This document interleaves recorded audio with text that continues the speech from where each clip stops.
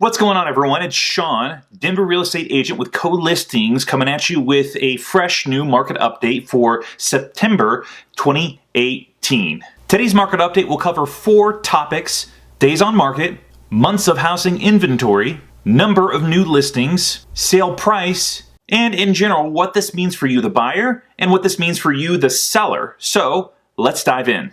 Houses on the market continue to sit just a little bit longer than the month before. This is pretty typical for this time of year. For last month, the median days on market was 10 days, and that was a 20% month-over-month increase. And you can see the average at 26 days overlaid on top of median days on market.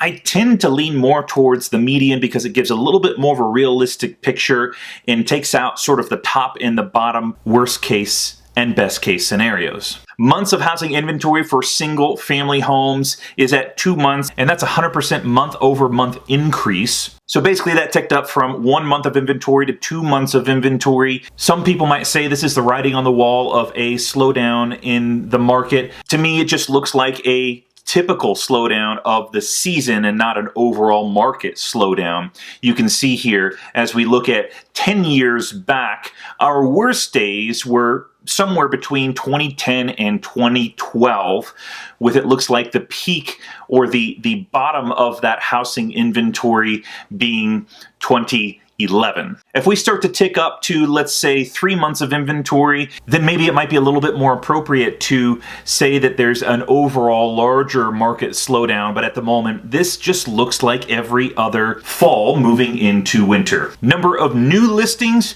4,916.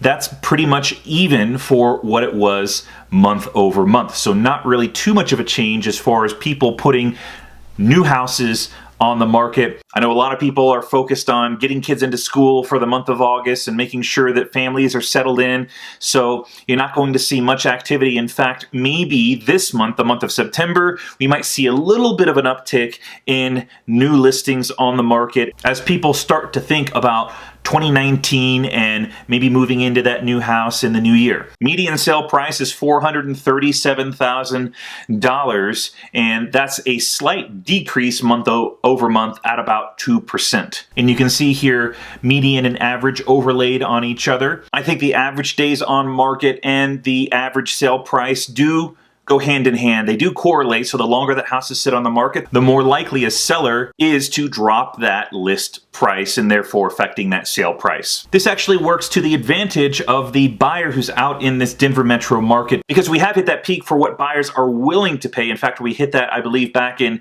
May or June, and now those prices are beginning to settle into a winter market where buyers have the best advantage to get the best price.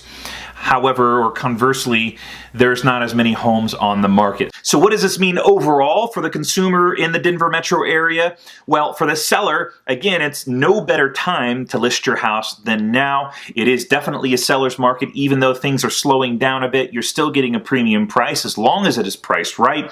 For the buyer, you're moving into a time where you're going to find the best price possible. Typically, there's about a 5% difference between what you would pay in peak season in the summertime and what you would pay in the winter. So you should have about a 5% advantage if you're going into this winter looking to buy a house. If you're an investor trying to decide what you should do with your current investments, is it a sell or is it a hold? At the moment, I still think it's a hold, because for the short term, I still think the Denver metro market is still very, very strong. That concludes this September 2018 market update for the Denver metro area. Sean Mitchell, Denver real estate agent, signing off. I will see you on the next video.